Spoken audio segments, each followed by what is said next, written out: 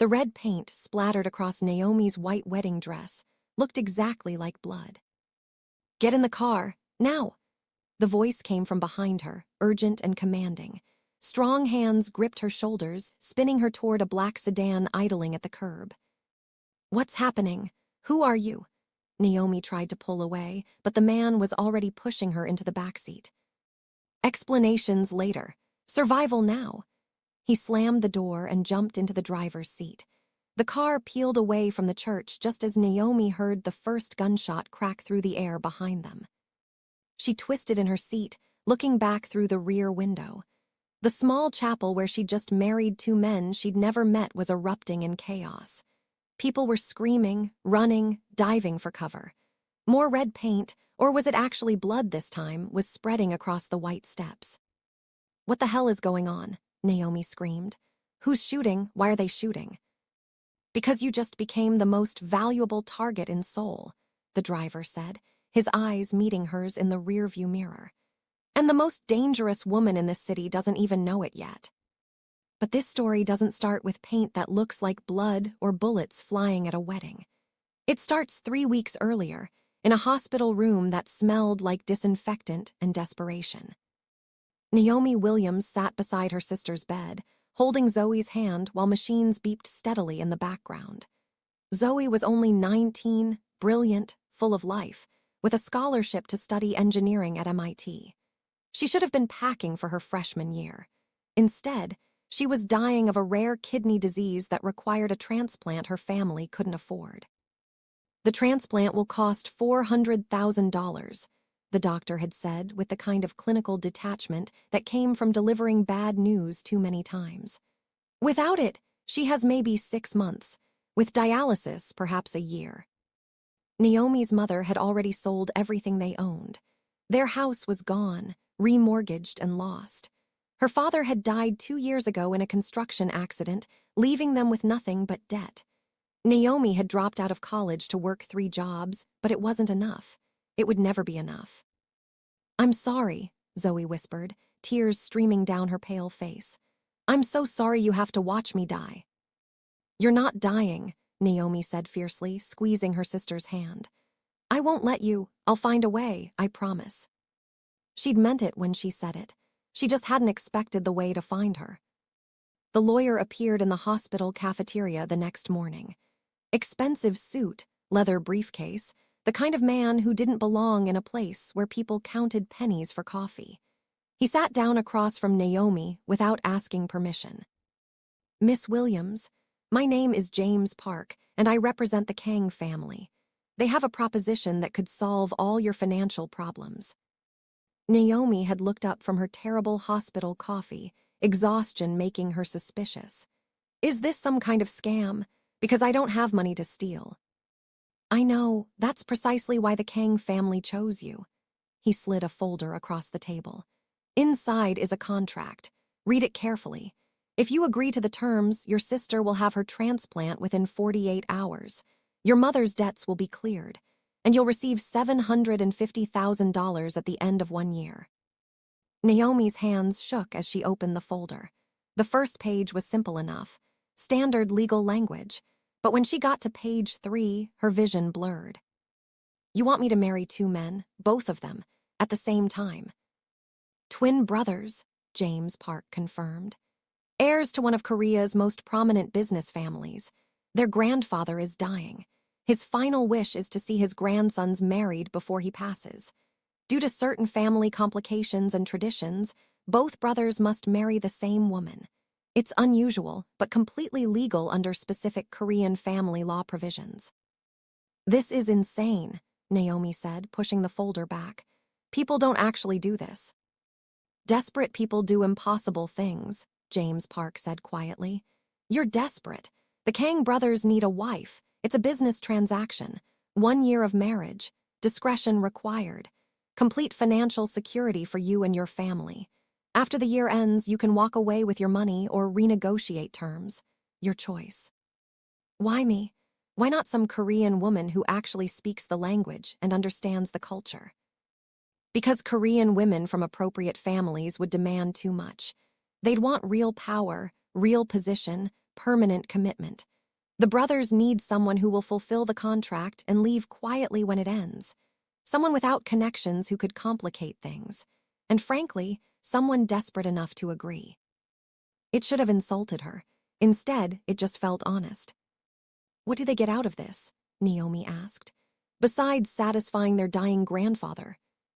James Park's expression flickered with something that might have been respect.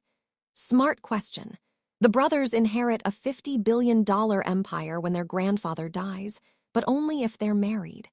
If they're single, the entire fortune goes to their cousin, who would destroy everything their family built. This marriage saves their legacy.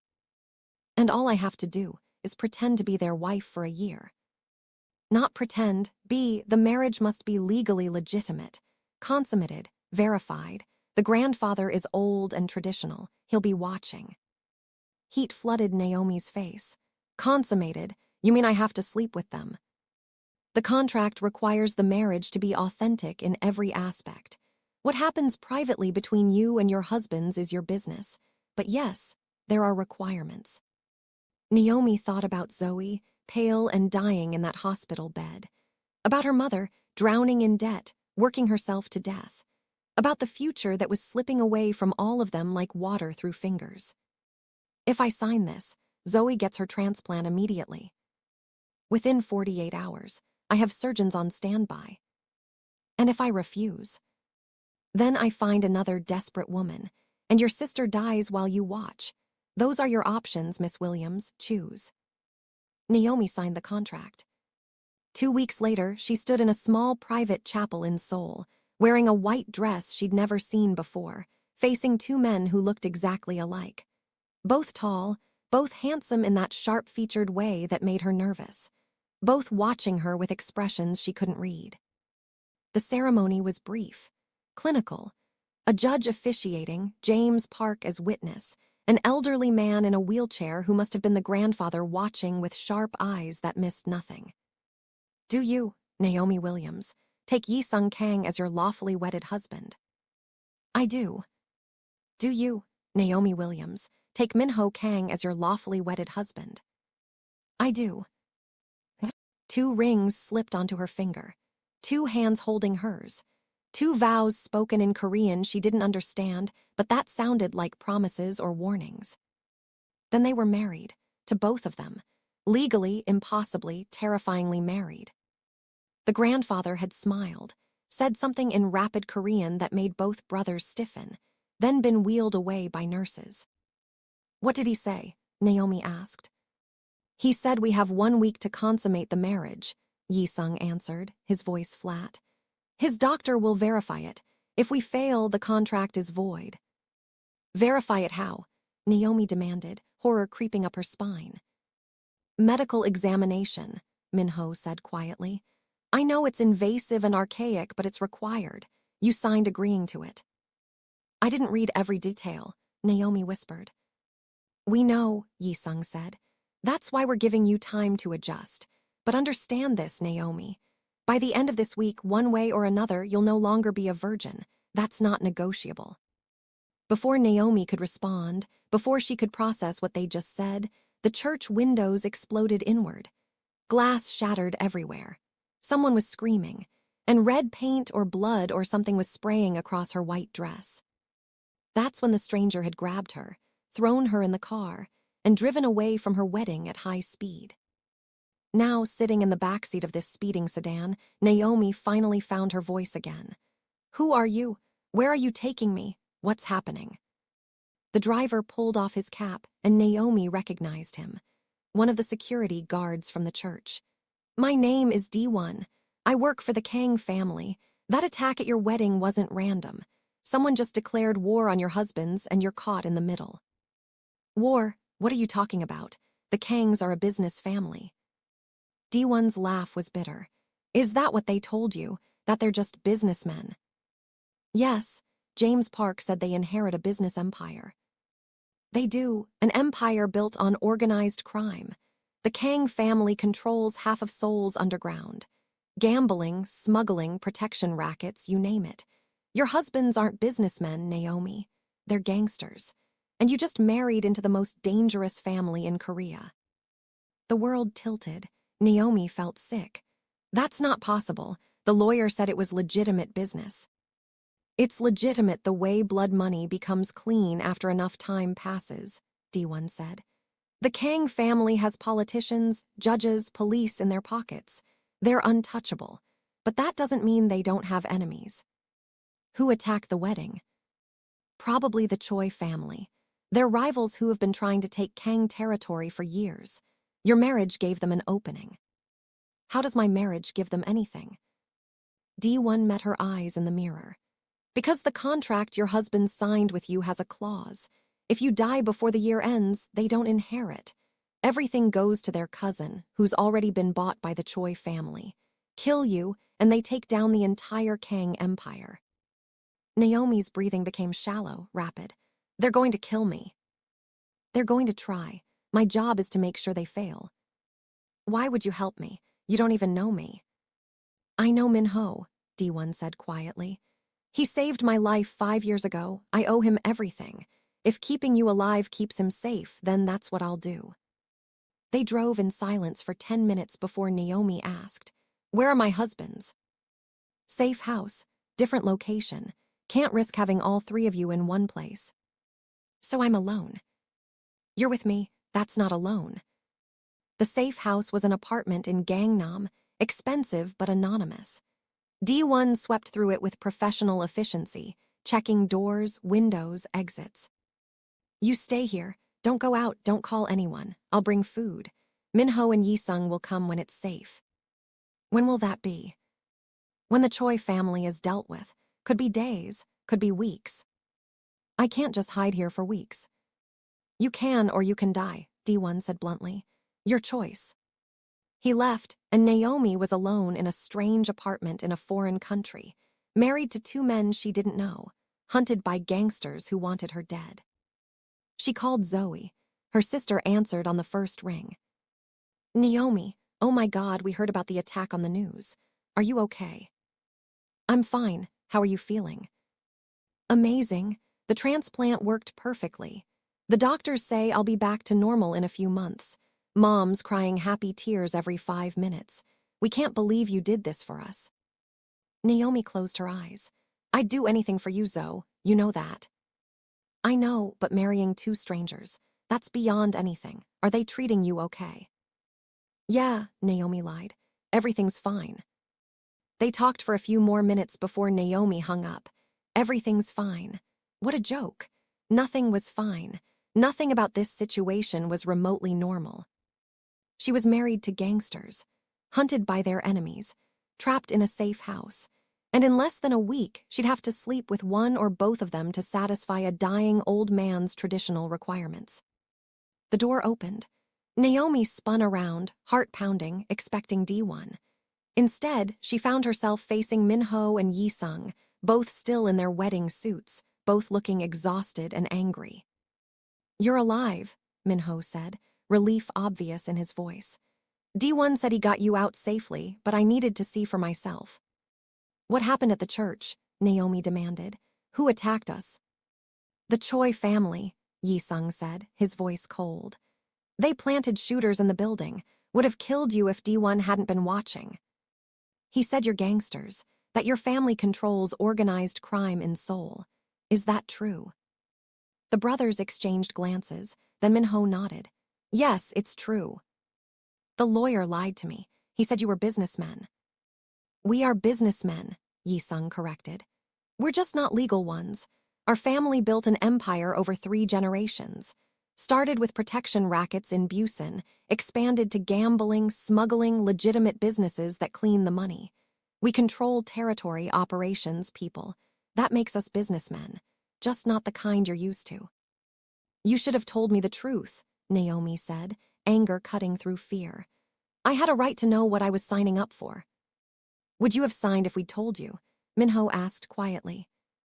Naomi thought about Zoe dying in that hospital bed, about her mother's desperate eyes, about having no other options. Yes, she admitted.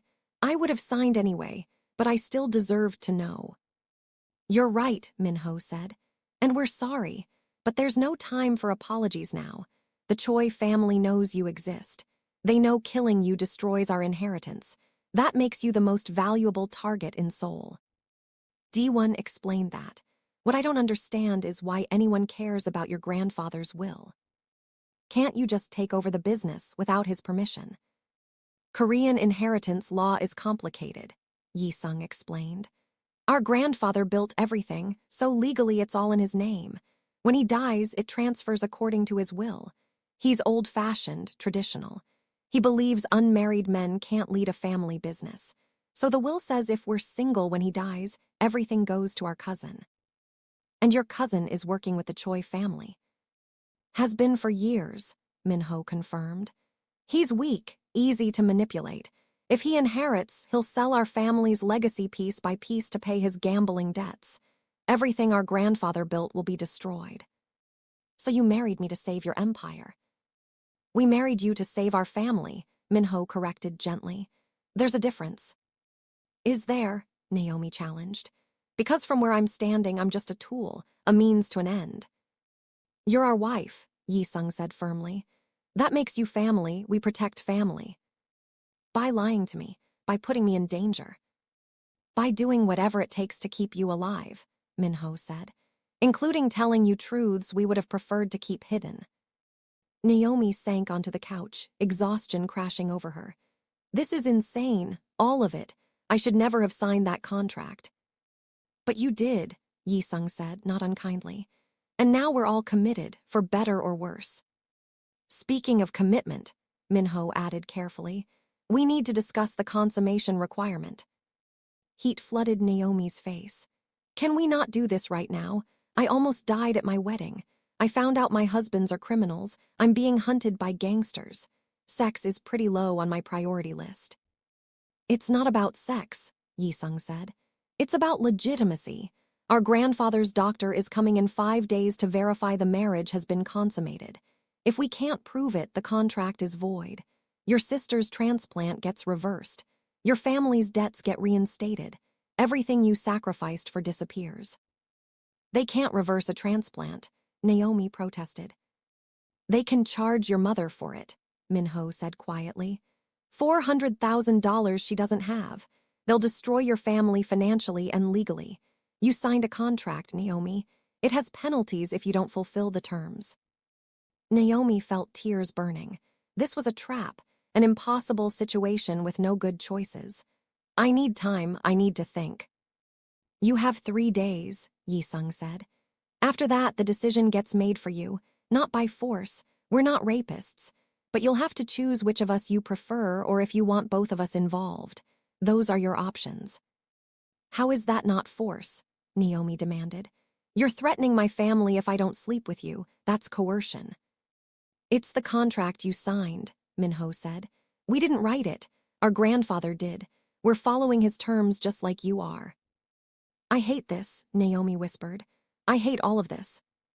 We know, Minho said softly. But having it doesn't change it. 3 days, Naomi. Use them to decide how you want to handle this. They left her alone in the apartment. Naomi cried for an hour, then forced herself to stop. Crying didn't fix anything. She needed to think, to plan, to figure out how to survive this nightmare. 3 days. She had 3 days to decide which of her identical twin husbands she'd sleep with to satisfy a dying gangster's traditional requirements. 3 days before her virginity became a business transaction. And somewhere out there, the Choi family was planning how to kill her. If you're still watching, hit that subscribe button right now. This story is about to get even more intense, and you won't want to miss what happens when Naomi makes her impossible choice. Trust me, nothing is what it seems. The next morning, Naomi woke to find Minho sitting in a chair by the window, watching the street below. He hadn't changed out of his wedding suit, though his jacket was draped over the chair and his sleeves were rolled up. He looked exhausted. How long have you been sitting there? Naomi asked, pulling the blanket around herself. Since 3 a.m., Jae-sung is sleeping in the other room. We're taking shifts watching for Choi family scouts. You think they'll find us here? Eventually. This apartment is owned through enough shell companies that it'll take them time to trace it, but they will. We're moving you again tomorrow night. Naomi sat up, rubbing her eyes. I can't live like this, running from safe house to safe house, hiding from assassins. This isn't a life. It's temporary, Minho said, finally looking at her. Once we eliminate the threat, you'll be safe. Eliminate the threat?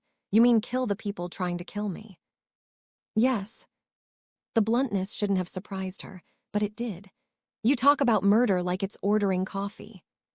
In our world, it's more common than coffee, Minho said. The Choi family declared war when they attacked your wedding. War ends when one side is completely defeated. There's no middle ground, no compromise, no peaceful resolution. They tried to kill you. We'll kill them back. That's how this works. That's barbaric. That's survival. Minho stood, moving to the kitchen. Coffee, actual coffee, not murder. Despite everything, Naomi almost smiled. Yes, please. While he made coffee, Naomi studied him properly for the first time. He and Jae-sung were identical twins, but up close, she could see tiny differences. Minho's jaw was slightly softer. His eyes had a gentleness that his brothers lacked. His movements were quieter, more controlled, like he was used to being the calm one. How do people tell you apart? She asked. You and Jae-sung. Most people can't, Minho admitted, bringing her coffee. We used to switch places as kids, play pranks on teachers, dates, even our grandfather sometimes. But people who know us well can tell. Jae-sung is more aggressive, more direct. I'm more patient, more strategic. He acts, I plan. We balance each other. And in your family business, who does what? Jae-sung handles enforcement, territory disputes, protection operations, making sure people honor their agreements. I handle finances, investments, laundering the money through legitimate businesses. Together, we run everything. What about your cousin, the one who inherits if you're not married? Minho's expression darkened. Seo-jun, he's weak, entitled, addicted to gambling.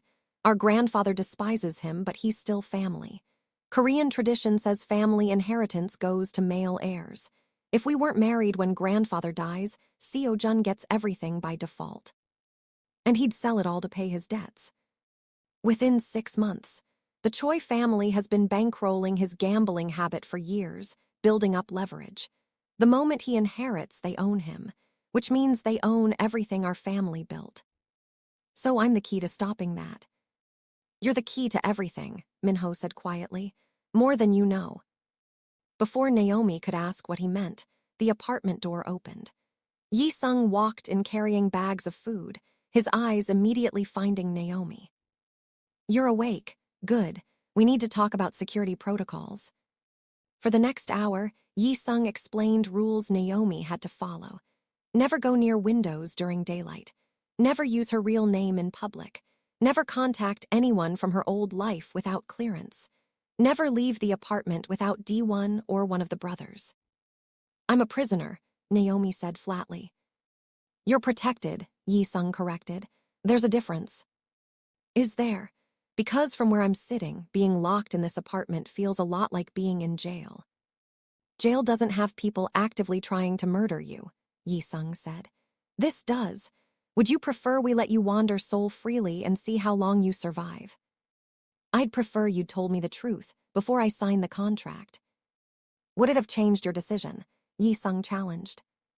Naomi thought about Zoe, healthy and alive now because of the transplant. No, but I still deserve to know. You're right, Minho said, shooting his brother a look. We should have been honest. We weren't and we're sorry, but we can't change that now. We can only move forward. Speaking of moving forward, Jae-sung said, his tone shifting to something more careful. We need to discuss the consummation requirement. 2 days, Naomi said. You said I have 3 days. I've used one. I have 2 left. We did say that, Minho agreed. But there's something you should know, something the lawyer probably didn't explain clearly. Naomi's stomach dropped. What? The verification isn't just a medical examination, Jae-sung said bluntly. Grandfather's doctor requires proof of consummation with both of us, not just one, both. The room tilted. Both? You mean I have to sleep with both of you? The contract specifies marriage to both of us must be fully legitimate, Minho said gently.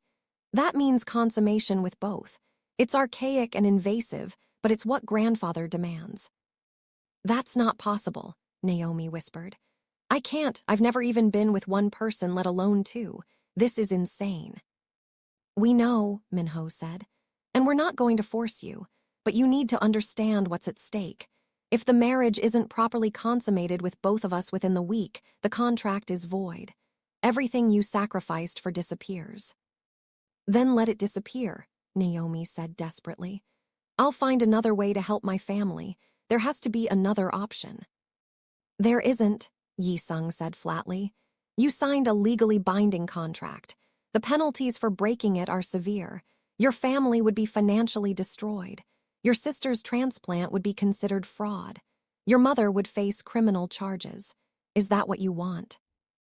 Of course not, but what you're asking is impossible. It's difficult, Minho corrected. Not impossible. People have done harder things for less important reasons. How is this important? This is about money and power and your family legacy. It's not important. It's important because it keeps you alive, Jae-sung said. The only reason the Choi family wants you dead is because you're our legitimate wife. If the marriage is annulled, you become worthless to them. They'll let you go, but your family gets destroyed in the process. Naomi felt tears streaming down her face. I can't win. No matter what I choose, someone gets hurt. Minho moved to sit beside her on the couch, carefully maintaining distance but offering comfort. You're right. This is an impossible situation, but you're not alone in it. We're here. We'll help you through it. Whatever you need. Whatever makes this easier, we'll provide it. I need time, Naomi said. I need space to think without you both staring at me like I'm some puzzle you need to solve. 2 days, Jae-sung said. We'll give you space for 2 days. But on the morning of the 3rd day, we need your decision. Which of us you want to be with first, how you want to handle it, all the details. Can you do that? Naomi nodded, not trusting her voice. The brothers left her alone. She spent the rest of the day crying, sleeping, trying to process the impossible choice ahead of her. By evening, she was exhausted but restless, needing to do something besides sit in this apartment feeling trapped. She called Zoe again. Naomi, I was hoping you'd call. Mom wants to talk to you about coming home for a visit, maybe next month. I don't know if I can, Naomi said carefully. My schedule here is complicated. Are your husbands treating you okay? You sound stressed. I'm fine, just adjusting to married life. To 2 husbands, that still blows my mind. What's it like? Do they get jealous of each other? They're twins, identical. They're used to sharing everything. Including you, Zoe said, then gasped. Oh God, I'm sorry, that was inappropriate. I shouldn't have said that. It's fine, Naomi lied. Everything's fine. They talked for a few more minutes before Zoe had to go to physical therapy. After hanging up, Naomi sat in the darkness, thinking about her sister's innocent question. Including you? Yes, apparently including her. Like she was just another thing to be shared between brothers who'd spent their whole lives splitting everything down the middle. A knock on the door made her jump. It's me, D1's voice called. I have dinner. Naomi let him in. He carried bags of Korean food that smelled amazing despite her lack of appetite. You should eat, he said, unpacking containers. You haven't had anything since this morning. I'm not hungry. Eat anyway. You need strength for what's coming. Naomi looked at him sharply. What do you know about what's coming? I know the consummation requirement. I know you're terrified. I know the brothers are trying to be patient, but time is running out. D1 sat across from her, his expression sympathetic. I also know this isn't fair to you. Nothing about this is fair. No, but it's necessary. The Kang family needs this marriage to be legitimate, or everything falls apart, including your family's security. So everyone keeps reminding me, Naomi said bitterly. My family's safety depends on me sleeping with 2 strangers. That's the choice. Not strangers, D1 corrected. Your husbands, there's a difference. Is there? I married them 3 days ago. I don't know them. I don't understand them. How is that not strangers? Because they're trying, D1 said. Minho especially. He's been awake for 48 hours watching over you, making sure you're safe. That's not nothing. He's protecting his investment. He's protecting his wife. If you were just an investment, they'd lock you in a room and force compliance with the contract. Instead, they're giving you time, space, choices. That counts for something. Did it? Naomi wasn't sure. But she was tired of thinking about it, tired of being angry and scared and trapped. Tell me about them, she said. Minho and Jae-sung, who are they really? D1 leaned back, considering. They're complicated. Raised in a world where violence is normal, where trust gets you killed, where showing weakness means losing everything. But underneath that, they're still human, still capable of caring about people. Do they care about me? I think they're starting to. Minho especially. He talks about you differently than I've heard him talk about anyone. We barely know each other. Sometimes knowing someone isn't about time. It's about circumstance. You're going through something impossible together. That creates connection faster than years of casual interaction. Maybe he was right. Naomi didn't know anymore. She ate the food D1 brought, forcing herself to swallow even though everything tasted like nothing. That night she couldn't sleep. Every time she closed her eyes, she saw images of what was coming. 2 days from now, she'd have to make an impossible choice. Sleep with Minho first or Jae-sung, or somehow both at once, though the thought made her dizzy with panic. She heard voices in the living room, quiet conversation in Korean. She crept to the door, listening. She's terrified. That was Minho's voice. Of course she is. We're asking something impossible. Jae-sung. Maybe we should tell grandfather no. Find another way. There is no other way, you know that. The will is ironclad. We're married or we lose everything. Then maybe we deserve to lose it. Silence, then Jae-sung's voice, softer than she'd heard it. You care about her, don't you? She's our wife. That's not an answer. I don't know, Minho admitted. I don't know what I feel, but I know I don't want to hurt her. I know forcing her into this feels wrong. Everything about our life is wrong, brother. This is just one more thing. Maybe that's the problem.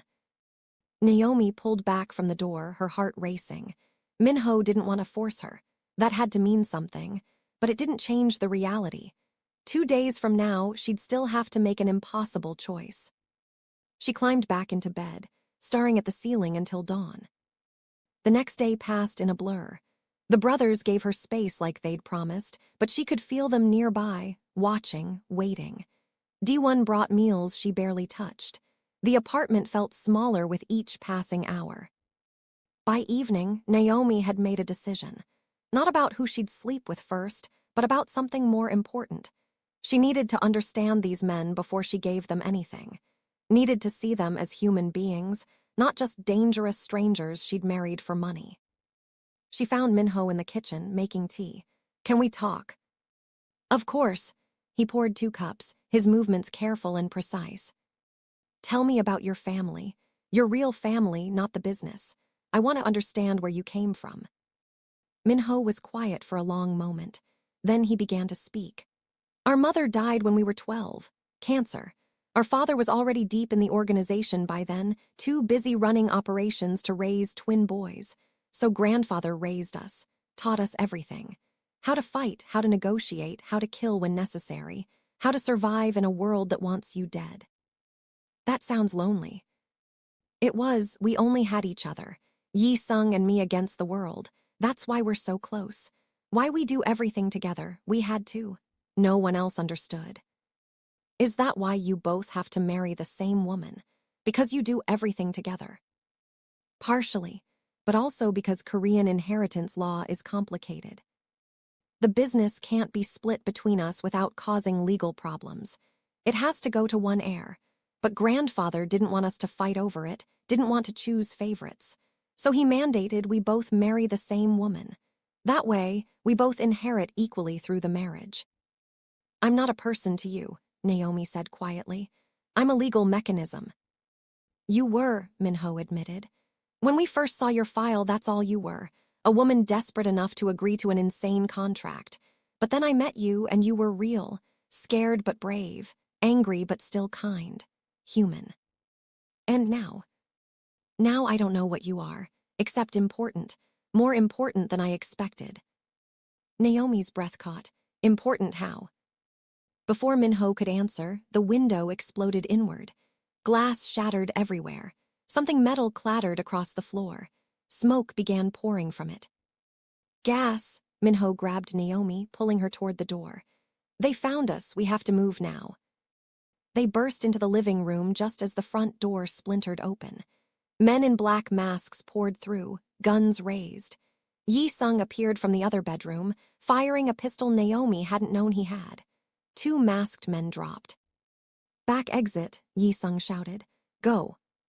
Minho dragged Naomi toward the kitchen. Behind them, she heard gunfire, shouts, the sounds of fighting. They reached the back door just as it exploded inward. More masked men. They were surrounded. Down, Minho threw Naomi to the floor, his body covering hers as bullets tore through the air above them. She felt him jerk, heard him grunt in pain. Blood dripped onto her face, his blood. Minho, she screamed. I'm okay, stay down. But he wasn't okay. She could feel him bleeding, could feel his weight getting heavier as his strength faded. He'd been shot protecting her. Jae-sung appeared, firing methodically. 1 masked man fell, then another. Then the rest retreated, the sound of sirens approaching driving them away. Minho's hit, Jae-sung said, pulling his brother off Naomi. The wound was in his shoulder, bleeding heavily but not fatal. We need to move before police arrive. Can you walk? I can walk, Naomi said, her voice shaking. But Minho. We'll be fine. Bullet went through, clean wound. But we can't be here when police come. Questions we can't answer. D1 appeared with a car. They piled in, Minho bleeding across the back seat while Jae-sung applied pressure to the wound. Naomi sat beside them, her hands covered in Minho's blood, her mind spinning. He'd taken a bullet for her, literally thrown himself between her and gunfire. That wasn't protecting an investment. That was something else entirely. Thank you, she whispered, for saving me. Minho's eyes met hers, pain and something softer mixed in them. Always, he said, I'll always protect you. And in that moment, covered in his blood, running from assassins in a foreign city, Naomi realized her choice was already made. Not about who she'd sleep with to satisfy a contract, but about who she'd trust to keep her alive. The answer was both of them, together. Drop a comment right now telling me if you'd make the same choice Naomi just made. Would you trust 2 dangerous men who have proven they'll die to protect you? Hit that like button if you're feeling this story, because we're about to reach the moment that changes everything. The new safe house was larger, more secure, located in a building owned entirely by the Kang family. D1 swept through it while Jae-sung tended to Minho's wound in the bathroom. Naomi stood in the doorway, watching as he cleaned and bandaged his brother with practiced efficiency. You've done this before, she observed. Many times, Jae-sung said without looking up. In our world, getting shot is an occupational hazard. Minho's been lucky. This is only his 2nd time. Only, Naomi repeated. You say that like it's normal. It is normal, for us. Jae-sung finished the bandaging, helping his brother into a clean shirt. You should rest, both of you. I'm fine, Minho said, though his face was pale. You're not fine. You lost blood. You need to sleep. Jae-sung's voice was firm, the kind that didn't accept argument. Then his eyes shifted to Naomi. We have 12 hours until the deadline. Grandfather's doctor arrives tomorrow morning at 10. If the marriage hasn't been consummated with both of us by then, the contract is void. Naomi's stomach clenched. In the chaos of the attack, she'd forgotten about the deadline. 12 hours. Yes, which means we need your decision now. Who goes first, how you want to handle this, all the details. We're out of time. Naomi looked at Minho, still pale from blood loss. He's injured. He can't possibly. I can, Minho said quietly.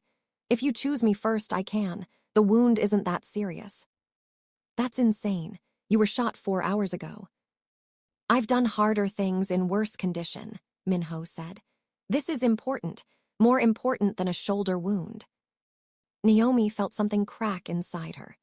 These men, these dangerous criminals who'd lied to her and trapped her in an impossible contract, were also the ones who'd taken bullets to protect her, who were giving her choices even when they didn't have to, who looked at her like she was something precious and breakable and worth dying for. I need to tell you something, she said. Both of you, before I make any decision, you need to know this. The brothers exchanged glances, then Jae-sung nodded. We're listening. When I signed that contract, I was desperate. I would have done anything to save my sister. I didn't care about consequences, about what it would cost me. I just knew I had to save her. Naomi's voice shook, but she forced herself to continue. But tonight, watching Minho bleed after he threw himself in front of bullets meant for me, I realized something. This stopped being about money somewhere along the way. This became about survival, about trust. About you two, being the only people in this entire city who are trying to keep me alive. What are you saying? Minho asked. I'm saying I'll fulfill the contract. Both of you, tonight, together. Whatever needs to happen to make this marriage legitimate, we'll do it. Not because I'm being forced, because I choose it, because you've earned that trust. Silence filled the room. Then Jae-sung spoke, his voice rougher than usual. You don't have to do both of us at once. That's too much for your first time. We can take turns, space it out. No, Naomi interrupted. If I'm going to do this, I'm doing it my way. And my way is both of you, together. So there's no question, no doubt, no possibility of the contract being challenged. We finish this tonight. Naomi, Minho said gently. That's incredibly difficult even for experienced people, for someone who's never been with anyone. I understand that, but I've spent 2 days being terrified of this moment, and I'm done being scared. I'd rather face it head-on and get it over with than spend another 12 hours dreading what's coming. The brothers looked at each other, having one of those silent conversations identical twins seemed capable of. Then Minho nodded. If that's what you want, he said, we'll make it as easy as possible. We'll go slow, make sure you're comfortable, stop if you change your mind. I won't change my mind, Naomi said with more confidence than she felt. I need this to be over. I need the contract fulfilled so I can stop being hunted, so my family can stay safe, so we can all move forward. Give us an hour, Jae-sung said, to prepare, to make sure everything is right. An hour, Naomi agreed. They left her alone in the bedroom. She showered, washing away the blood and smoke from the attack, put on the silk robe she found hanging in the closet, tried not to think too hard about what was coming. She thought about Zoe instead, healthy and alive because Naomi had signed an impossible contract. About her mother, sleeping peacefully for the first time in years because the debts were cleared. About Daniel, planning his college future without the weight of financial disaster crushing him. Whatever happened tonight, it was worth it, had to be worth it. The door opened. Minho and Jae-sung entered, both wearing simple clothes, both looking at her with expressions that mixed desire with concern. Last chance to change your mind, Jae-sung said. No judgment, no consequences, just say the word and we stop. I'm not changing my mind, Naomi said. I'm ready as I'll ever be. Minho approached slowly, giving her time to pull back if she wanted. When she didn't, he took her hand, his thumb stroking across her knuckles. Then we'll take care of you, we promise. What happened next was nothing like Naomi had imagined. She'd expected clinical efficiency, awkward mechanics, pain and discomfort. Instead, the brothers were patient, gentle, taking time to make sure she was comfortable at every step. Minho kissed her first, soft and careful, while Jae-sung's hands steadied her from behind. They worked together seamlessly, like they'd choreographed it, one backing off when the other intensified, keeping her constantly grounded but never overwhelmed. Tell us if anything hurts, Minho murmured against her skin. Tell us if you need us to stop. Tell us what feels good, Jae-sung added, his breath warm against her neck. We want this to be good for you, not just a contract obligation.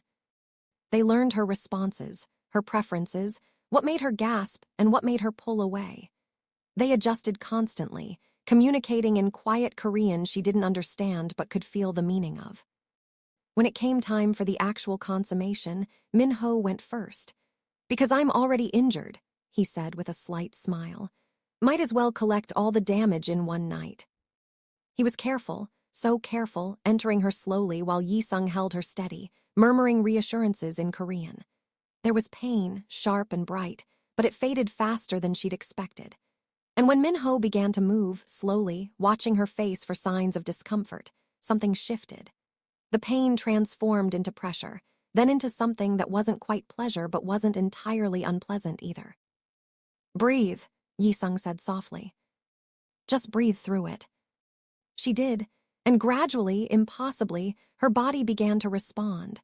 Not with overwhelming pleasure like she'd read about in books, but with acceptance, with adjustment, with the strange intimacy of letting someone inside her body, her space, her life. When Min-ho finished, he held her close, his forehead pressed against hers. "Thank you," he whispered, "for trusting me." Then Jae-sung took his brother's place. He was different from Min-ho. More intense, more demanding, but no less careful. He pushed her further, tested her limits, but always stopped when she tensed. "You're doing so well," he said, his voice strained with control. "So strong, so brave." By the time it was over, Naomi was exhausted, overwhelmed, but also strangely complete. Like something that had been missing clicked into place. She wasn't sure if that was the physical intimacy or something deeper, something about choosing to trust these dangerous men with her body and her life. They cleaned her gently, helped her into comfortable clothes, tucked her into bed between them. She fell asleep with Min-ho's arms around her from one side and Jae-sung's warmth pressed against her back from the other, feeling safer than she had since signing the contract. She woke to morning light and the sound of voices. Grandfather's doctor had arrived. The examination was invasive and humiliating, but mercifully brief. The doctor, an elderly woman with sharp eyes and no apparent sympathy, confirmed what needed to be confirmed. The marriage had been properly consummated with both husbands. The contract was fulfilled. "Congratulations," she said dryly. "You're officially legitimate." After she left, Naomi sat on the couch, wrapped in a blanket, feeling strange. It was done. The impossible thing she'd been dreading for days was finished. She was married. Fully, legally, physically married to two men. "How do you feel?" Min-ho asked, sitting beside her carefully. "Weird," Naomi admitted. "Relieved, exhausted, like I just climbed a mountain and can't quite believe I made it to the top." "That's accurate," Jae-sung said from the window where he'd been watching the street. "The hardest part is over." "Is it?" Naomi asked. "Because the Choi family still wants me dead. The contract might be fulfilled, but I'm still a target." "Not for much longer," Jae-sung said, something dark in his voice. "We're moving against them tonight. This ends now." "Moving against them how?" "Total war," Min-ho said quietly. "We're hitting every Choi operation simultaneously. Territory, operations, leadership. By tomorrow morning, they won't exist as an organization." "You're going to kill them all." "Everyone who threatened you," Jae-sung confirmed. "Everyone who authorized the attack on our wedding. Everyone who made you a target. They die tonight." Naomi should have been horrified, should have protested, argued, tried to talk them out of it. Instead, she just felt tired. "Will that make me safe?" "Yes," both brothers said simultaneously. "Then do it," Naomi said. "Do whatever you have to do to end this." They left that night, both brothers armed and focused, leaving D1 to guard her. She watched them go, wondering if they'd come back, wondering if she'd become a widow before she'd really become a wife. The hours crawled by. D1 sat by the window, monitoring radio chatter, his expression grim. Around midnight, Naomi heard sirens. Lots of sirens, then gunfire in the distance, then silence. "What's happening?" she asked. "War," D1 said simply. "The Kang family is ending this." Dawn came without the brothers returning. Naomi paced the apartment, terror building. What if they were hurt? What if they were dead? What if she'd slept with them once and then lost them? The door opened. Jae-sung and Minho walked in, both covered in what looked like soot and blood, both exhausted but alive. Naomi ran to them, relief flooding through her. "You're okay," she breathed. "You're both okay."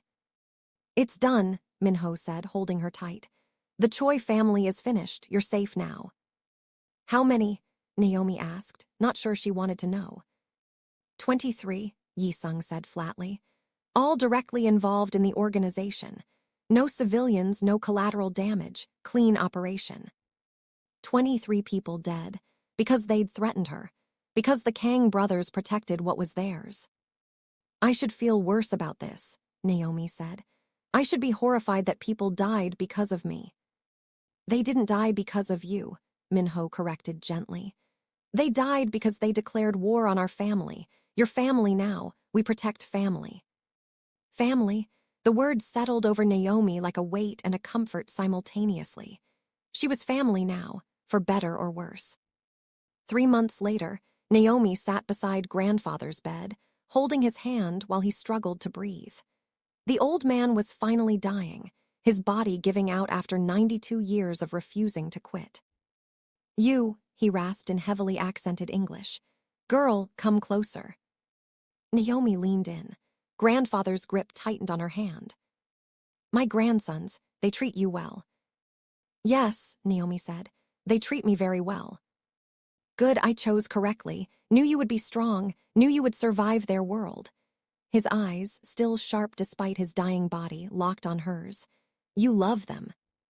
Did she? Naomi thought about the last 3 months. Learning Korean from Minho, training in self-defense with Jae-sung, learning the family business, the operations, the territories, becoming part of something larger than herself.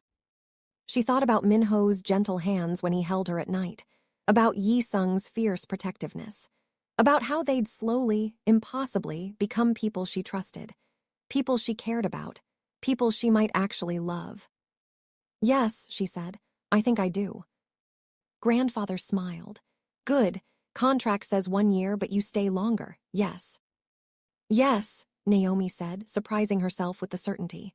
"I'll stay longer." Forever. She thought about her family, safe and provided for. About the life she'd built here, dangerous but meaningful. About 2 men who'd become her husbands in truth, not just on paper. "Forever," she agreed. Grandfather died that night, peacefully, knowing his grandsons were settled and his empire secured. The will was read the next day. Everything went to Minho and Jae-sung jointly, with Naomi as equal partner. $50 billion and an entire criminal empire, now legally theirs. "What do we do with it?" Naomi asked that night, sitting between her husbands in their penthouse. "Whatever we want," Minho said. "We're in charge now." "I want to change things," Naomi said. "Make the business more legitimate. Less violence, less crime. Use the money and power for good instead of just maintaining territory." "That's ambitious," Jae-sung said, but he was smiling. "Also impossible." "I married 2 men simultaneously and survived a gang war," Naomi pointed out. "Impossible doesn't scare me anymore." "Fair point," Minho laughed. "Okay, we'll do it your way. Transform the empire, make it legitimate, use it for good." "It'll take years," Jae-sung warned. "Good thing I'm not going anywhere," Naomi said. She thought about the contract she'd signed nearly 4 months ago. Desperate, terrified, willing to do anything to save her sister. She'd expected 1 year of hell, then freedom. Instead, she'd found something unexpected. A family, a purpose, a place where she belonged. The contract had expired weeks ago, technically. The 1-year mark had passed, but Naomi had torn it up without even looking at it. She didn't need a contract anymore. She wasn't staying because she had to. She was staying because she wanted to. 1 year later, Naomi stood in the same church where she'd married the Kang brothers, this time for a different reason. A real ceremony, not a clinical contract fulfillment. A wedding where she actually wore a dress she'd chosen, said vows she'd written, celebrated with family and friends who knew the truth. Zoe was her maid of honor, healthy and glowing. Her mother cried happy tears. Daniel gave a speech about how his sister had saved them all. Minho and Jae-sung stood at the altar, both wearing traditional Korean suits, both looking at her like she was something precious they couldn't quite believe they got to keep. Do you, Naomi Chen, take Minho Kang and Jae-sung Kang as your lawfully wedded husbands, in sickness and in health, for richer or poorer, for as long as you all shall live? Naomi looked at the two identical men who'd become her whole world, who'd lied to her, protected her, saved her, loved her. I do, she said, and this time she meant it with everything she had. The twins smiled identical smiles. We do, they said together. And this time, when the minister pronounced them married, it wasn't a business arrangement. It wasn't a contract. It wasn't survival. It was love. If this story touched you, if you felt every twist and turn, I need you to do something for me right now. Hit that subscribe button so you never miss another story like this. Smash that like button to let me know you want more intense, emotional content. And drop a comment telling me what moment hit you hardest. Was it the wedding attack? Minho taking a bullet? Naomi's impossible choice? Your engagement means everything and helps us bring you these powerful stories every single day. Thank you for riding this emotional roller coaster with Naomi and her twin gangster husbands. Sometimes the most dangerous love is the most worth fighting for. See you in the next story, and remember, the best adventures always start with impossible choices.